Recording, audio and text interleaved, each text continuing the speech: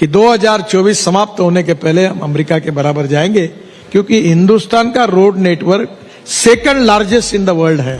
ये वो शख्स है जो खुली आंखों से सपने देखता है, और मेरी एक भी शब्द अगर आपको चाशनी में डुबोए हुए इस वक्त नजर आ रहे हैं तो आप मुझ पर केस कर सकते हैं। पर आज हमारे देश का किसान अन्नदाता नहीं, ऊर्जादाता ही नहीं तो बिटुमिन दाता भी बना है, और अभी हवाई ईंधन दाता बनने जा रहा है। जल्दी ही आपको अमेरिका जैसा फील रोड इंफ्रास्ट्रक्चर पर इंशाल्लाह, मैं तो यही दुआ करूंगी। आपने जितना एक्सप्रेस तरीके से ये पूरा का पूरा जो नेशनल हाईवे हमें समझाया है,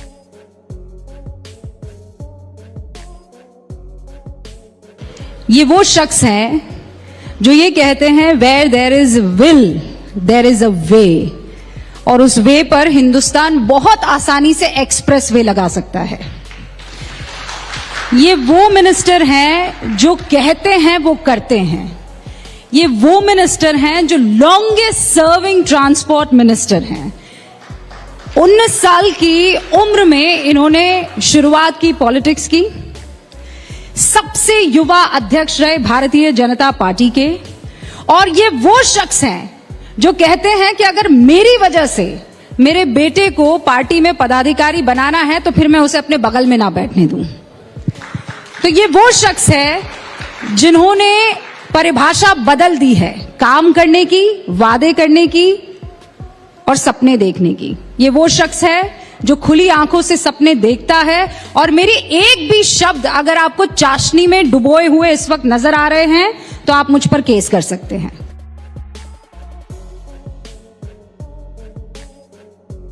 हमारे देश का किसान अन्नदाता नहीं, ऊर्जादाता ही नहीं तो बिटुमिन दाता भी बना है, और अभी हवाई ईंधन दाता बनने जा रहा है।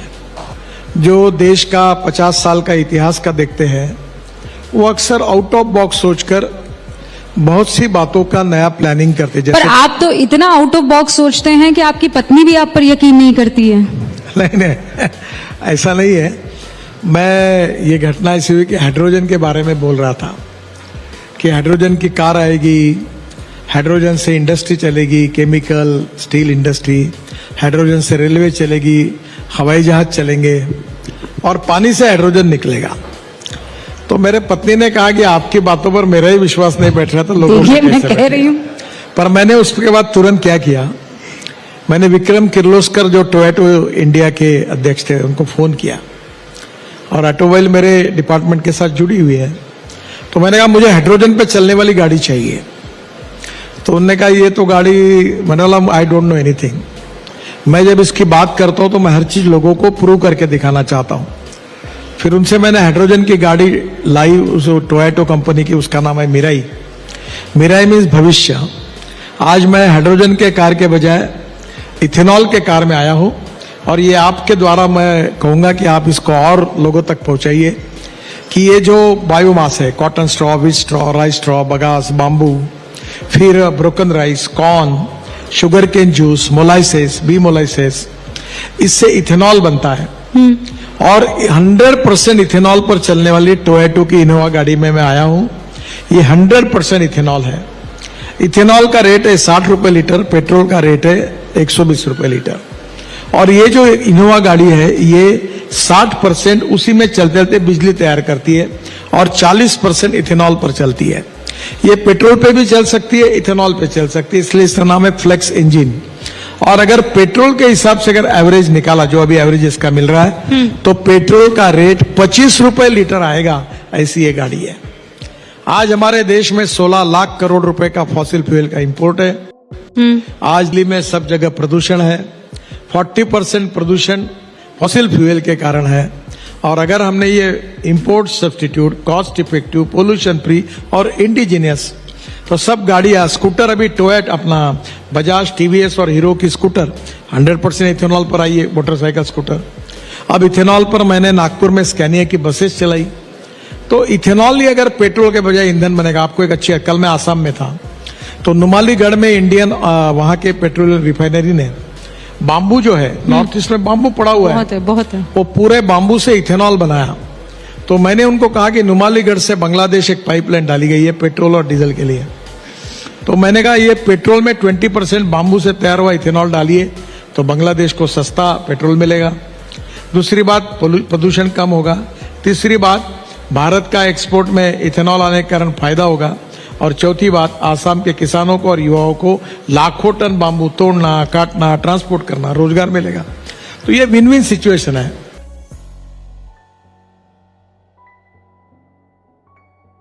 पर मान लीजिए मैं या यहाँ पर कोई इथेनॉल की या हाइड्रोजन की गाड़ी चला रहा है और हाइड्रोजन खत्म हो गया। आपका सवाल मुझे इसलिए याद आता है कि मैं जब इलेक्ट्रिक गाड़ी का प्रचार करता था, हाँ। तो अक्सर सभी एंकर मुझे सवाल पूछते थे कि गाड़ी रास्ते में बंद हुई तो क्या होगा, हाँ। फिर कैसा होगा। अब मैं आपको सवाल पूछता हूं और जनता को पूछता हूं, क्या कोई व्यक्ति ऐसा है कि जब गाड़ी कोई इलेक्ट्रिक की बंद पड़ी है रास्ते में? इलेक्ट्रिक गाड़ियां कितनों के पास है यहाँ पर? मैं आपको बताता हूं, आपको सवाल पूछता हूं, आप पूरे देश में जनता को पूछो कि किसी की गाड़ी बंद पड़ी है, एक भी आदमी निकलेगा नहीं। पर पत्रकारों के दिमाग में ये सब्जेक्ट, ये उत्तर आता है कि ऐसा होगा। मेरी इथेनॉल की गाड़ी है, आप कार्यक्रम होने के बाद एक चक्कर मारी है, ये पेट्रोल के गाड़ी से अच्छी है। हमारी हाइड्रोजन की गाड़ी से धुआं नहीं आता, आवाज नहीं आता, पोल्यूशन नहीं होता, इससे भी पोल्यूशन जीरो है और इतनी सुंदर चलती है। और इसीलिए मैंने अपने घर पे इलेक्ट्रिक, इथेनॉल और हाइड्रोजन की गाड़ी रखी है, ताकि कोई भी चीफ मिनिस्टर, उप मुख्यमंत्री, मंत्री आते, आप जैसे पत्रकार आते हो तो गाड़ी में बैठो, घूम के आओ। कोई शंका होगी तो मुझे बताओ। वैसे हाइड्रोजन वाली गाड़ी का तो मैंने आपका एक इंटरव्यू, साक्षात्कार देखा था, वो बड़ी लग्जूरियस लग रही थी। इसमें कोई बैठ के देखिए, मर्सिडीज गाड़ी जैसे कंफर्ट है। और इस देश में आप एक समझिए कि 16 लाख करोड़ का फॉसिल फ्यूल का अगर इंपोर्ट बंद होगा, ये पैसा कहाँ जाएगा? ये देश के किसानों के पास, गांव, गरीब, मजदूर, किसान, युवाओं को रोजगार उसके लिए जाएगा। देश की समृद्धता, संपन्नता बढ़ेगी और प्रदूषण कम होगा। 40% of the pollution is because of fossil fuel.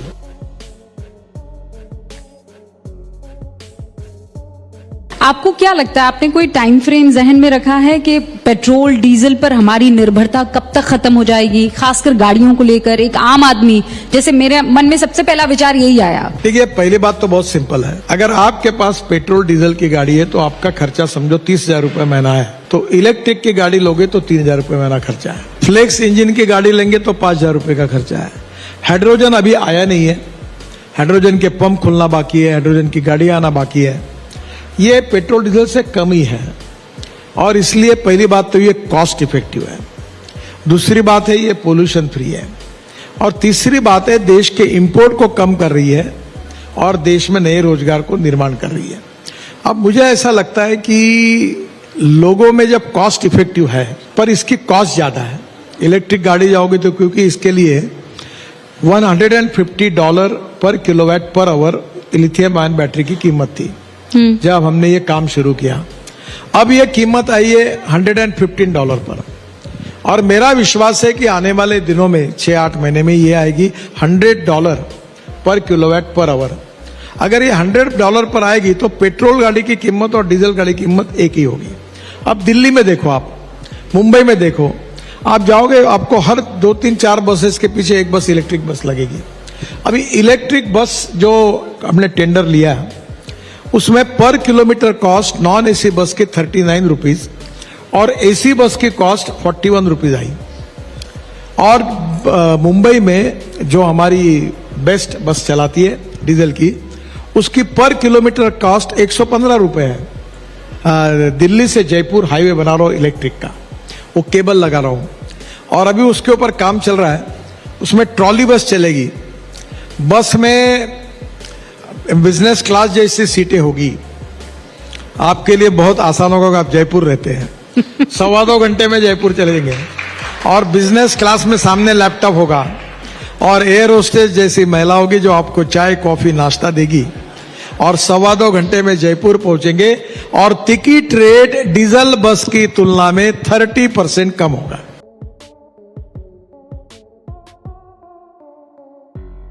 कोई टाइम फ्रेम है? और अमेरिका जैसी सड़कों से माने आपके क्या है? देखिए, मैं American president John F Kennedy ji की बात अक्सर लोगों को बताता हूं और मैंने ऑफिस में वो लिख के रखा है। जॉन एफ कैनेडी जी ने कहा था कि American roads are not good because America is rich, but America is rich because American roads are good. Road से प्रॉस्पेरिटी आती है। और मैं केवल नॉर्थ ईस्ट की नहीं, मैं उत्तर प्रदेश की बात कर रहा हूँ, राजस्थान की बात कर रहा हूँ, मैं बिहार की बात कर रहा हूँ, मैं पूरे देश की बात कर रहा हूँ।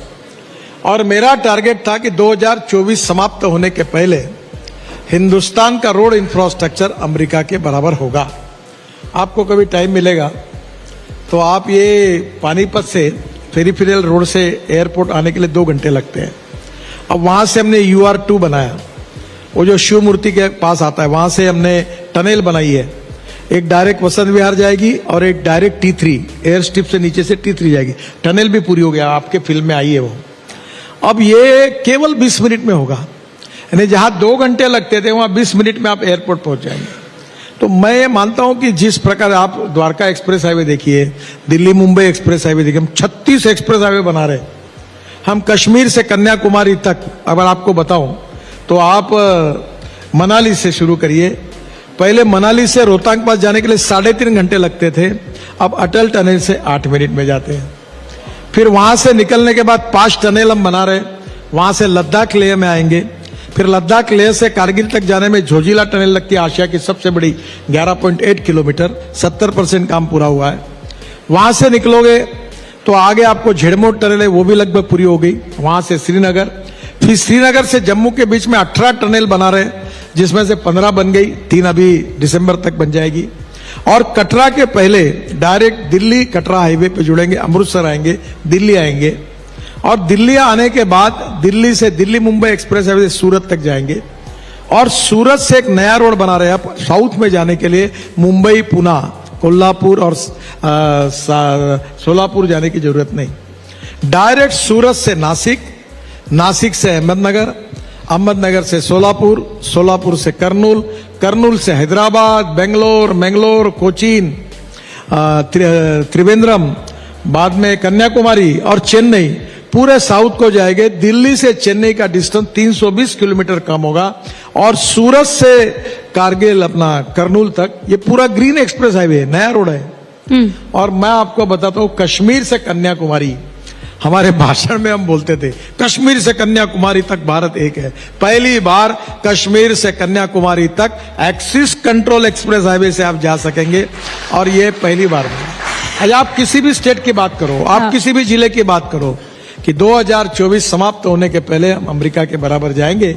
उसके बाद में बहुत ज्यादा काम करने की जरूरत है, क्योंकि हिंदुस्तान का road network 2nd largest in the world है।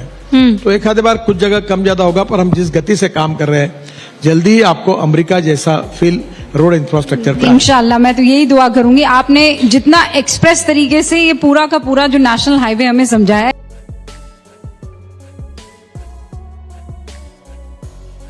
क्या हमने 9.5 लाख लोगों को गैस के सिलेंडर बांटे? कोई हिंदू मुस्लिम डिस्क्रिमिनेशन किया? क्या आयुष्य योजना में लाखों करोड़ों लोगों के ऑपरेशन करके दिए? क्या हमने कोई डिस्क्रिमिनेशन किया? हमला स्वनिधि योजना में फुटपाथ पर वाले हॉकर्स को पैसे दिए? क्या हमने कोई हिंदू मुसलमान फर्क किया? हमने हमारे कोई स्कीम में ऐसा फर्क किया है? धर्म के आधार पर, जात के आधार पर?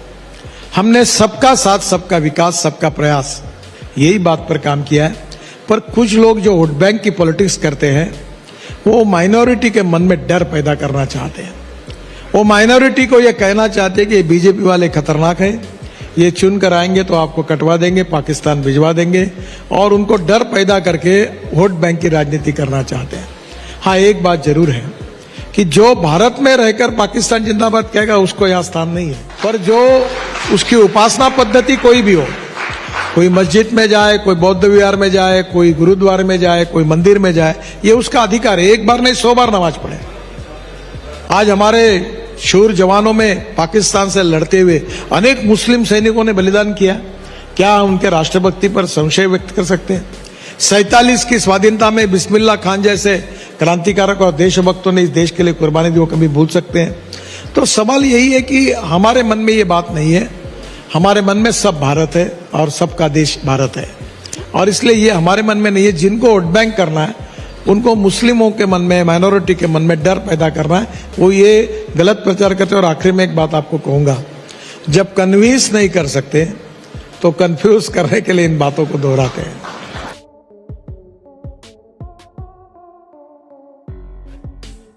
आपके नाम से वो मुसलमान जो बीजेपी से भी थोड़ा चिढ़ता है या नापसंद करता है, आपके नाम से वो शांत हो जाता है। ये फैक्ट ऑफ द मैटर है, क्योंकि उसे लगता है कि सड़क जब पहुंची है तो उसके घर तक पहुंची है। यानी ये है कि वो आप तक पहुंच पाया है, आप उन तक पहुंच पाए हैं। अब मेरा सवाल ये है कि उस कौम को आप जैसे कह रहे हैं कि कंफ्यूज कर देना, बरगला देना, ऐसा क्यों हो पाता है? देखिए, मैं आपको एक बात बताता हूं। आप कभी नागपुर आइए। मैं जब एमएलए था तो मुझे इंजीनियरिंग कॉलेज मिला, तो मैंने खुद न लेते हुए इंजीनियरिंग कॉलेज अंजुमन इस्लाम करके ऑर्गेनाइजेशन को दिया, और उससे 10,000 मुस्लिम लड़कियां अब इंजीनियर बनी है। मैं आपको बताता हूं कि आज मुसलमानों के पास क्या है? चाय की टपरी, पान ठेला, कबाड़ी का दुकान, ट्रक ड्राइवर और क्लियर, इसके साथ कोई धंधा नहीं। आज सबसे पहले आप एक बार नहीं 10 बार नमाज पढ़ो, पर आप टेक्नोलॉजी सीखो, कंप्यूटर सीखो। देखो, innovation, entrepreneurship, science, technology, research, skilled and successful practices, we name it as knowledge, and conversion of knowledge into wealth is the future. अभी अजीज प्रेम जी बेंगलोर से मुझे मिलने के लिए आए थे, मुस्लिम है। आज वर्ल्ड में उनका नाम है, लाखों करोड़ों लोगों को उन्होंने रोजगार दिया है टेक्नोलॉजी के आधार पर। आज देश में मुस्लिम पिता पुत्र और टीचर, इनका काम है कि नई मुस्लिम जनरेशन ये विज्ञान, तंत्र विज्ञान, इनोवेशन, रिसर्च में आगे आनी चाहिए। अब्दुल कलाम साहब हमारे आइकॉन है, उनके जैसा सबने बनना चाहिए।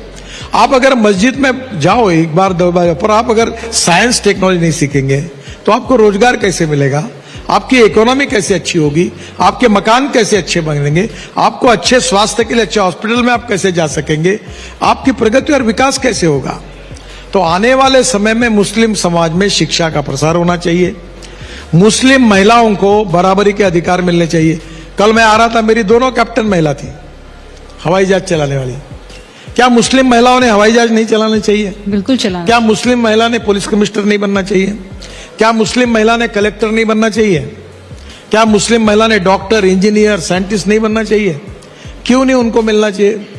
अगर आपको लगता है तो उनको एजुकेशन के लिए वो जाए, पढ़े लिखे, आगे आए, प्रगति और विकास का उनका भी अधिकार। इसलिए मैं कोई जात की बात करता नहीं, मैं बोलता हूं डेवलपमेंट की बात करो। गरीब गरीब होता है, गरीब को जात, पंथ, धर्म, भाषा नहीं होती। जो गैस का सिलेंडर मेरे घर पर जिस पैसे में आता है, उसी पैसे में आपके घर में आता है। बिल्कुल, इसमें कोई तो फर्क नहीं इसलिए है। अगर गैस सिलेंडर सस्ता होगा, पेट्रोल डीजल के बजाय इलेक्ट्रिक, इथेनॉल और हाइड्रोजन आएगा, तो तुम्हारा भी फायदा है, मेरा भी फायदा है। इसलिए किसमें फायदा है वो देखो और आगे जाओ, यही मैं लोगों को कहता हूं।